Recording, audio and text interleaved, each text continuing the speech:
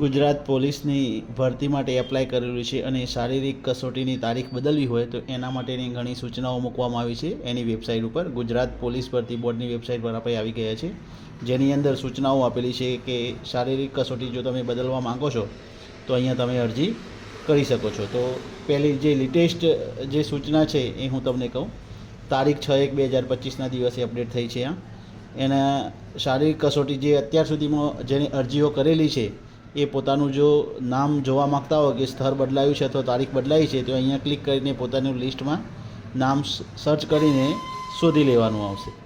પછી બીજી એક સૂચના છે કે બિન હથિયારી પોલીસ સબ ઇન્સ્પેક્ટર લેખિત પરીક્ષાના સમયસર યોજી શકાય તે હેતુથી તારીખ 8/1/2025થી 31/1/2025 દરમિયાન બિન હથિયારી પોલીસ સબ ઇન્સ્પેક્ટર તથા લોકરક્ષક કેડરના અને ફક્ત બિન હથિયારી પોલીસ સબ ઇન્સ્પેક્ટર ઉમેદવારોની શારીરિક કસોટી યોજનાર છે. ત્યારબાદ લોકરક્ષકના કેડરના શારીરિક કસોટી યોજનાર છે.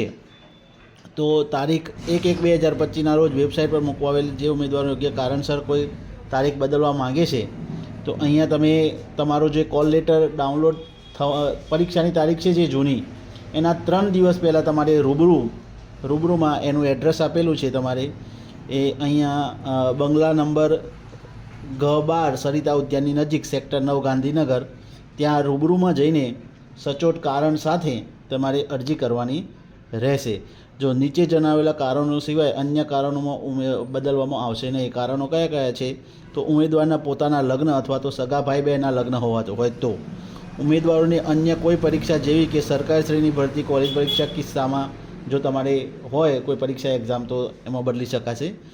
ઉમેદવારોના માતા પિતા, ભાઈ બહેન, દાદા દાદી, પુત્ર પત્નીનું અવસાન થયેલું હોય તો. બાકી તમારે કોઈ મેડિકલ ઇમરજન્સીના કારણે જો કોઈ પરીક્ષામાં તમે બદલવા માગતા હો તો એના કારણે બદલાશે નહીં. અને આ શારીરિક કસોટી શરૂ થવાની 3 દિવસ પહેલાં આ અરજી તમારી ધ્યાને લેવામાં આવશે, બાકી ધ્યાને લેવામાં આવશે નહીં. તો આ બધી જે સૂચનાઓ છે ગુજરાત પોલીસ બોર્ડની ભરતી પર મૂકવામાં આવેલી છે. એનું જે નમૂનો છે એ નમૂનો મેં ડાઉનલોડ કરેલો છે, તમને અહીંયા શો કરી દઉં છું અને આના જે ડિસ્ક્રિપ્શન છે એની અંદર પણ હું એડ કરી દઉં છું. તો આ નમૂનો તમારે ડાઉનલોડ કરીને બધી ડિટેલ્સ છે એ ફિલઅપ કરીને રૂબરૂ ગાંધીનગર જે એડ્રેસ જણાવેલ છે એના પર જવાનું રહેશે. Thank you.